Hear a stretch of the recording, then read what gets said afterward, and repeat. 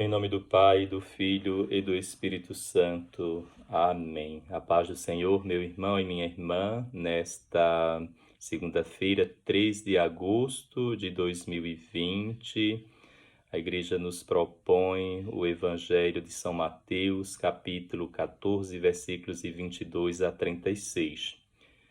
À medida que eu for lendo o Evangelho, farei o comentário, farei uma pequena meditação. Depois que a multidão comera até saciar-se, Jesus mandou que os discípulos entrassem no barco e seguissem à sua frente.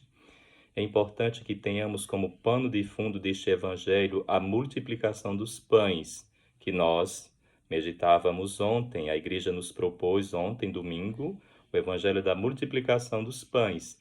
Depois que a multidão se saciou, Jesus ordenou. O verbo grego é como se fosse uma obrigação. Vão, entrem no barco e sigam à frente. Eu vou ficar aqui despedindo as multidões e também vou orar. No fundo, os discípulos não saíram sozinhos. Por quê? Eles saíram com Jesus eucarístico. Para São Mateus, há uma conotação profunda da presença de Cristo mesmo, é o próprio Cristo que está no pão. Jesus é o pão da vida. São João também vai deixar isso muito bem claro. Então, ali não foi apenas o pão material, aquele pão material, na multiplicação dos pães, já se reportava ao pão espiritual. Então, os discípulos foram para o barco alimentados com o Cristo eucarístico. Então, eles não saem, na verdade, sozinhos. Jesus já está com eles no pão. Na passagem dos discípulos de Emaús, quando nosso Senhor parte o pão, os olhos dos discípulos se abriram. A palavra faz com que o coração fique aquecido. Não ardia o nosso coração enquanto ele nos falava pelo caminho. Porém, é o pão que abre os olhos. E naquele momento, depois que os olhos dos discípulos ficaram abertos, Jesus desapareceu. Por quê? Porque ficou no pão. Então, é a mesma conotação do evangelho de hoje. É importante que saibamos que os discípulos saíram alimentados, não só com o pão material, mas com o próprio Cristo. Então, por que Jesus pede para que eles saiam no barco à frente?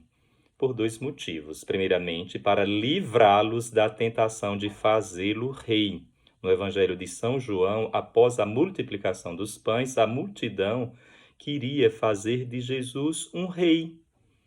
E a visão da multidão era de um reino nacionalista político. E Jesus não se curvou à tentação da popularidade. Provavelmente Jesus não queria que os discípulos presenciassem essa cena. E o segundo motivo é para interceder pelos discípulos na hora da prova. É o que vai acontecer. Enquanto os discípulos estão no mar, sangrando, no mar revolto pelas tempestades, Jesus está no monte orando, na montanha orando. Que imagem bela essa! Jesus está na montanha intercedendo por nós. Depois de despedir a multidão, Jesus subiu ao monte para orar. Jesus despede a multidão para demonstrar que ele não se serve do pão, do milagre do pão, para manter as pessoas dominadas, para conservar as pessoas, mas pelo contrário, come-se o pão para caminhar. Nós nos alimentamos para caminhar. Depois do dom do pão, Jesus vai sozinho para o monte orar. Ele é o pontífice, ou seja, é a ponte entre nós e Deus. Jesus estava na montanha em oração quando viu as dificuldades dos discípulos. O Senhor nos vê quando a tempestade nos atinge. Depois que recebemos o pão, a Eucaristia, ele está na montanha, orando sozinho. Esta montanha, irmãos, são as profundezas do nosso coração. Jesus intercede por nós constantemente. Porém, se fala nas alturas. Nós aqui embaixo no mar, remando, enfrentando as tempestades, e um Deus intercedendo por nós nas montanhas. Essa é a nossa condição normal, depois que ele se fez pão. A barca, porém, já longe da terra, era agitada pelas ondas, pois o vento era contrário. E aqui está o diagnóstico da problemática da nossa vida. A barca é a igreja, a barca somos nós, que estamos longe da terra, né? A metáfora do mar, a barca no mar. Longe da terra significa longe do ponto de saída e longe do ponto de chegada. E ainda agitada pelas ondas, a barca sendo agitada pelas ondas, pois o vento era contrário. Olha que definição da nossa vida no meio do mundo. As tempestades da vida chegam, elas são inevitáveis para todos, são imprevisíveis, porém são pedagógicas, sempre nos ensinam uma lição.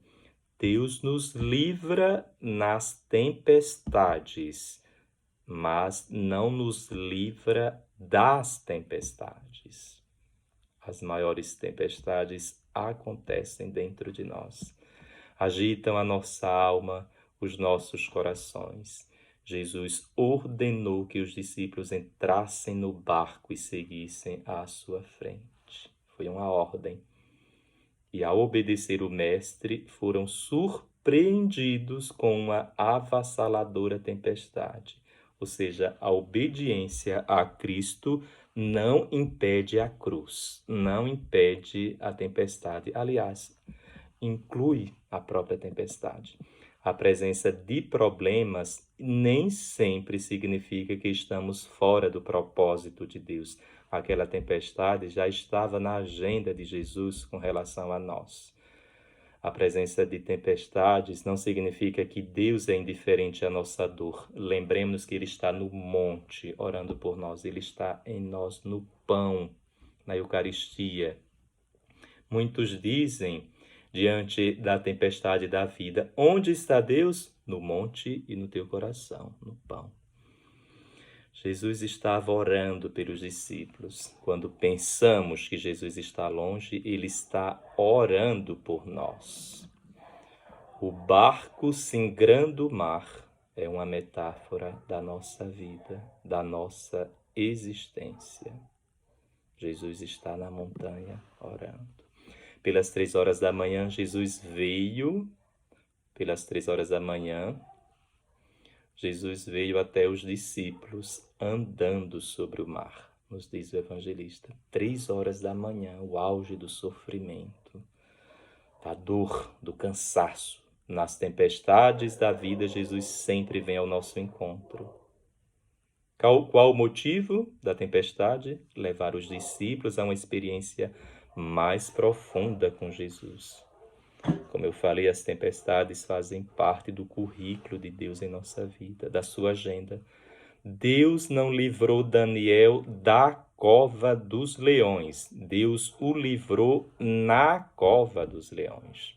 Ou seja, há momentos em que Deus não nos livra da morte. Ele nos livra na própria morte. Jesus vem na escuridão total da noite da nossa vida. Essa noite profunda será seguida por um novo sol, de um novo sol, o sol nascente que nos veio visitar. Jesus aparece caminhando sobre o mar. Para o povo hebreu, o mar tem uma conotação do demônio, das forças satânicas. Caminhar sobre o mar é caminhar sobre o mal. Jesus caminha sobre as águas, ou seja, a morte não tem mais poder sobre ele. E qual é o ensinamento? As ondas que nos ameaçam estão literalmente debaixo dos pés de Jesus. Jesus é maior do que as nossas tempestades. O próprio Jesus faz da tempestade o seu caminho para chegar até nós. Ele faz da tempestade a estrada para ter acesso a nós. Jesus usa os nossos problemas para se aproximar de nós, de forma que o sofrimento pode se tornar uma porta para Jesus entrar no nosso coração. Só que dizemos, é um fantasma. Quando vemos o sofrimento, achamos que Deus está ausente. É um fantasma. Gritaram de medo os discípulos. Os discípulos receberam o pão na multiplicação, né, mas agem de modo contrário àquilo que celebram. Não é diferente de nós. Os discípulos reduziram a celebração do pão a um mero evento passado que não se vive no presente. Receberam a comunhão no domingo, o pão, mas vivem a semana de outra forma. E Jesus diz, coragem, sou eu, não tenhas medo. A primeira palavra foi coragem, ou seja, a primeira palavra não foi ao vento nem ao mar, foi aos discípulos, coragem. Antes dele acalmar a tempestade, Jesus acalmou os discípulos, pois o mau tempo fazia mais dentro dos discípulos do que fora deles. O mau tempo era muito mais os discípulos do que a tempestade em si. A tempestade da alma era mais avassaladora do que a tempestade das circunstâncias. Jesus percebeu que o problema dos discípulos era um problema mais interno do que externo. Por isso disse, coragem. Ou seja, a primeira palavra de Jesus não é de censura, mas de ânimo. Jesus se importa com o nosso estado psicológico, com os nossos sentimentos. Coragem. E diz, sou eu. Olha aí a presença. Sou eu. Ego e mi. Eu sou. Sua presença é o remédio para o nosso medo. Eu sou, ou seja, sou eu, é a revelação do Deus do Êxodo. Quando Moisés disse ao Senhor, e quando o povo perguntar como é o teu nome? E Deus disse, diga ao povo que eu sou o que sou. E Jesus justamente é a presença de Deus no meio da nossa tempestade, do mar agitado. Senhor, aí diz Pedro, se és tu, manda-me ir ao teu encontro caminhando sobre a água. O problema de Pedro aqui é o se és tu, né? Se és tu significa que Pedro tem dúvidas. Podemos fazer um paralelo entre as palavras de Pedro e as de Satanás. Quando no deserto Jesus estava jejuando durante 40 dias e 40 noites, vem Satanás e diz, se és filho de Deus, manda que estas pedras se transformem em pães. E Pedro, infelizmente, representa nós, né? Ou felizmente, não é? É a tentação da comunidade, a busca de uma garantia inquestionável para servir o Senhor, para afirmar a nossa fé. Mas mesmo assim, nosso Senhor se submete a Pedro. Vem, Pedro! Essa é a nossa vocação, caminhar com Jesus e como Jesus, sobre o abismo, sobre as águas, sobre o mar, sobre o mal. Mas quando Pedro sentiu o vento, ficou com medo e, começando a afundar, gritou, Senhor, salva-me! Jesus significa Deus salva, então Pedro invocou o nome de Jesus. Que bom! Que bom, Pedro. Jesus logo estendeu a mão, segurou Pedro e lhe disse, homem fraco na fé. Olha aí a advertência, porque Pedro duvidou. Por que duvidaste? Se olha para Jesus, Pedro caminha. Se observa seus medos, Pedro afunda. Todos nós somos como Pedro. Nossa fé é firme até a adversidade aparecer. Pedro é uma espécie de gangorra. Ele oscila entre a fé e a incredulidade, a lealdade a Cristo e a negação a Cristo. Mas, pelo menos, Pedro teve o bom senso de clamar do jeito certo. Senhor, salva-me, dizia um teólogo. Pessoa interessantíssima esse Pedro. Parece não fazer nada pela metade. Quando é bom, é muito bom. Quando é mal, é muito mal. E quando se arrepende, chora amargamente. Que bonito, Pedro. Por fim, depois que Jesus acalmou os discípulos, pôs fim à tempestade. Jesus continua acalmando nossas tempestades existenciais. Ele está conosco, é o Emanuel, do mar revolto da nossa vida. Coragem, irmãos, ânimo, não tenhais medo. Sou eu. O Senhor esteja convosco, Ele está no meio de nós. Abençoe-vos Deus Todo-Poderoso, Pai, Filho e Espírito Santo.